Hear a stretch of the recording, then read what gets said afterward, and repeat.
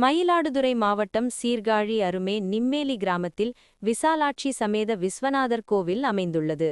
சனி பகவான் தனக்கு ஏற்பட்ட குஷ்டியோகம் என்ற நோய் நீங்க வேண்டி இத்தலத்தில் சிவபெருமானை பூஜித்து கோவில் எதிரே உள்ள தீர்த்த குளத்தில் நீராடி நோய் நீங்கி நிம்மதியுற்றதால் இந்த ஊர் நிம்மதியூர் என்று அழைக்கப்பட்டு பிற்காலத்தில் நிம்மேலி என்று அழைக்கப்படுகிறது.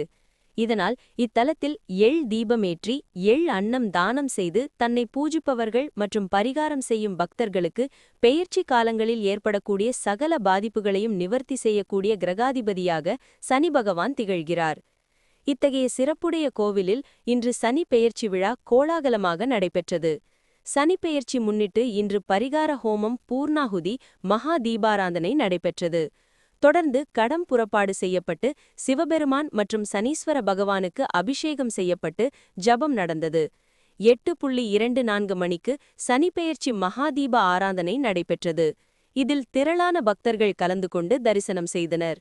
பக்தர்கள் தீபமேற்றி அர்ச்சனைகள் செய்து சிவபெருமானையும் சனீஸ்வர பகவானையும் தரிசனம் செய்தனர்.